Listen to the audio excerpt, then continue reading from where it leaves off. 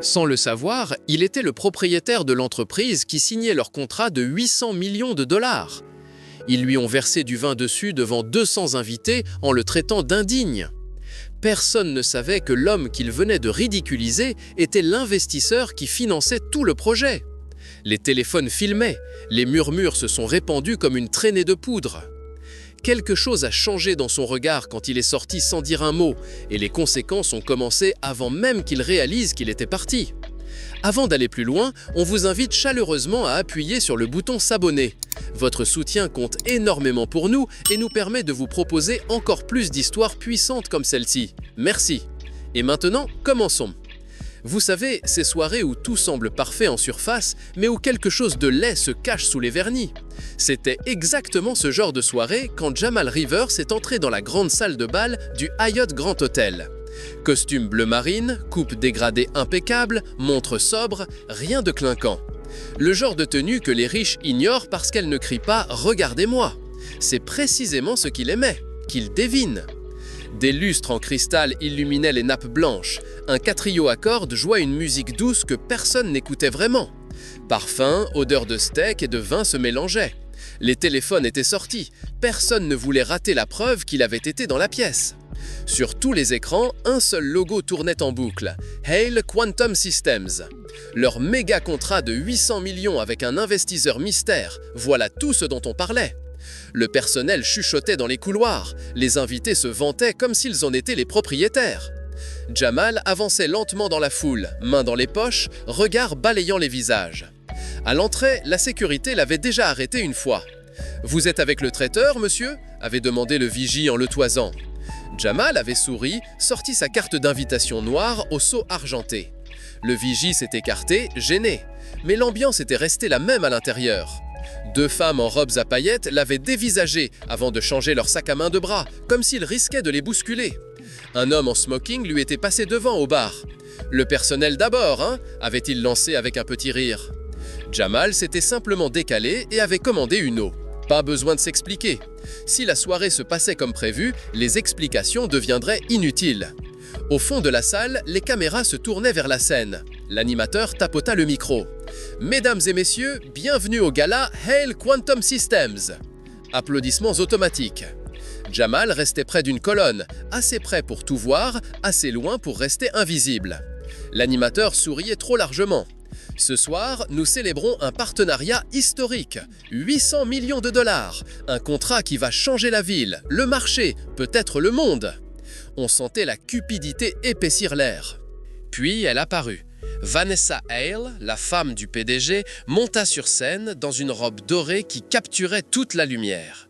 Elle salua la foule comme une reine, lèvres rouges parfait. À ses côtés, son mari, Richard Hale, costume impeccable, le visage officiel de l'entreprise. Tout le monde les regardait. Tout le monde, sauf l'homme qui possédait réellement l'entreprise, censé signer l'entreprise, Jamal. Les murmures avaient commencé avant même qu'il bouge. On le repérait du coin de l'œil, on se poussait du coude comme s'il s'était faufilé par l'entrée de service. Une serveuse passa avec un plateau de vin, une invitée chuchota. « Je te jure, ce type traîne partout où il n'a rien à faire. Il doit être du personnel qui essaie de se fondre dans le décor. » Sa copine ricana. « Costume pas mal quand même. » Jamal les ignora. Il avançait tranquillement, mains détendues, pas mesurés. Vanessa le repéra la première. Un sourire carnassier se forma lentement sur ses lèvres. Elle murmura quelque chose à son mari. Richard fronça les sourcils et descendit de scène avec un sourire forcé. Il marcha droit sur Jamal. « Monsieur, vous êtes bien sûr d'avoir le droit d'être là. » Il tapa légèrement sur la manche de Jamal, comme pour le faire sursauter. Jamal, voix calme, « Je suis très bien ici. J'observe, c'est tout. » Richard ricana. « Observez, hein ?» Il claqua des doigts vers un serveur. « Apportez-lui une serviette, il transpire dans son costume discount. » Quelques invités tournèrent la tête. L'un d'eux lança assez fort. « Qui l'a laissé entrer en zone VIP? L'entrée du personnel est de l'autre côté. » Vanessa s'approcha, talons claquants. Elle prit un verre de vin rouge sans même regarder le serveur et détailla Jamal de haut en bas. « Écoute, chérie, si tu cherchais du boulot ce soir, tu pouvais t'inscrire. Faire semblant d'être un invité, ce n'est pas très malin. » Jamal ne répondit pas. Son calme les déstabilisait plus que tout. Vanessa s'avança, leva lentement le verre. « Va porter ça à la table 3, ils attendent. » Elle le colla presque contre sa chemise. Comme il ne bougeait pas, son sourire s'effaça. « Sérieusement, fais ton travail. » Richard lui prit le verre des mains. « Laisse-moi faire. » Il le leva bien haut pour que tout le monde voie. Un employé perdu de moins qui gâche l'ambiance. Puis il inclina le verre. Le vin se déversa sur le costume de Jamal, chaud et collant. Quelques gouttes coulèrent dans son col. Des hoquets traversèrent la salle. Quelqu'un murmura « Il l'a vraiment fait !» Un autre sortit son téléphone pour filmer. Vanessa ricana. Maintenant, il sait où est sa place. Jamal s'essuya lentement la mâchoire avec 2 doigts. Il ajusta sa manche, se redressa et partit vers la sortie sans un mot.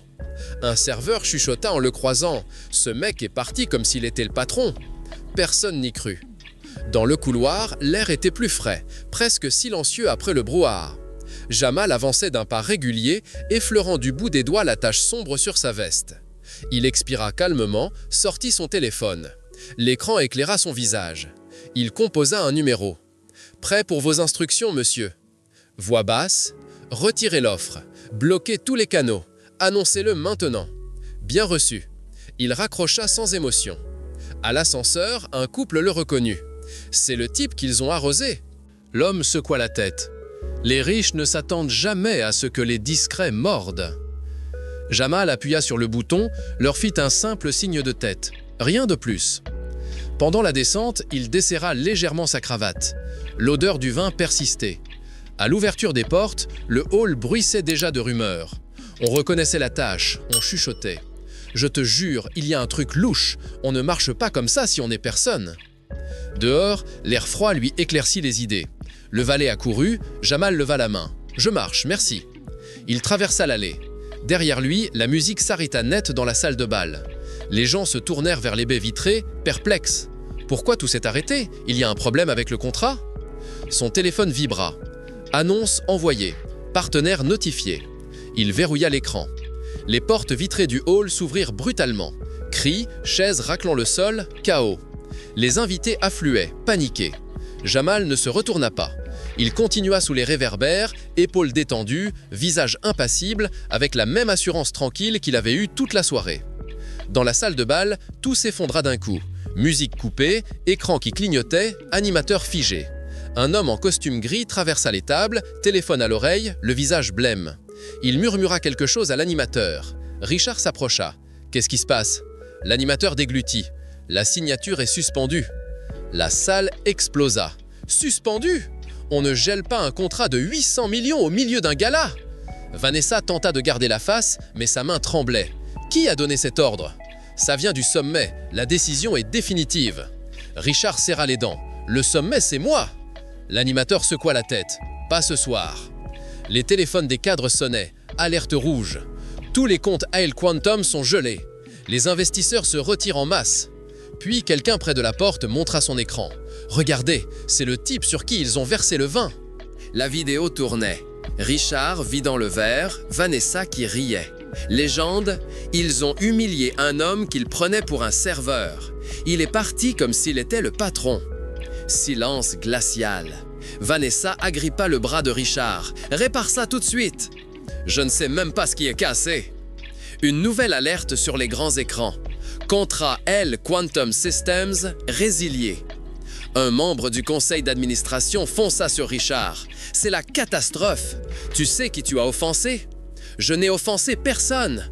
Tu as offensé l'homme qui finançait tout le projet. » Vanessa suffoqua. « Qui? » « Jamal Rivers. Il possède la société partenaire en totalité. » Un serveur murmura dans un coin. « Je vous l'avais dit, il ne marchait pas comme un employé. » Un autre répondit. « Ils ont vraiment choisi la mauvaise cible. » Richard devint blanc comme un linge.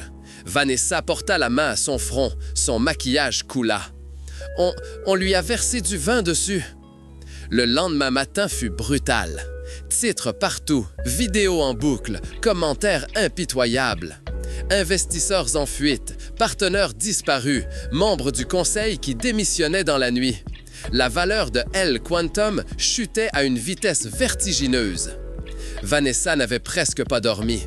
Assise au bord du lit, main tremblante, mascara étalée, Richard arpentait la chambre, cheveux en bataille. Chaque appel se terminait pareil. On se retire, ne rappelle plus. À midi, Vanessa lâcha. Il faut aller le voir, sinon tout est fini. Ils roulèrent jusqu'au quartier calme de Jamal, l'opposé exact de leur matinée chaotique. Quand Jamal ouvrit la porte, il les observa calmement, comme si la tempête ne l'avait jamais effleuré. Vanessa parla la première, voix brisée. « On a eu tort, on vous a traité comme rien. S'il vous plaît, laissez-nous réparer. » Richard, tremblant, « On a tout perdu. Donnez-nous juste une chance de parler. » Jamal s'écarta légèrement, mais ne les invita pas à entrer. Voix douce mais ferme, « Vous n'avez pas tout perdu aujourd'hui. Vous l'avez perdu à l'instant où vous avez décidé que la valeur des gens dépendait de votre confort. Vous avez construit un monde où vous pensiez que le manque de respect était gratuit. Vous venez de recevoir la facture. » Vanessa pleurnicha, « On ne savait pas qui vous étiez. » Jamal, « C'est bien là le problème. Vous ne vous êtes même pas demandé qui j'étais. » Richard déglutit, « Y a-t-il quelque chose qu'on puisse faire ?» Jamal secoua lentement la tête. « Le contrat est mort. La confiance est morte. Et ma porte est fermée. » Il recula et conclut calmement, « Marchez prudemment. Le monde est plus petit que vous ne le croyez. » Ils repartirent les mains vides. Sa vie à lui continuait. Leur empire, non. Si vous voulez d'autres histoires où le pouvoir bascule en un instant et où la justice tombe nette et sans appel, abonnez-vous et restez connectés.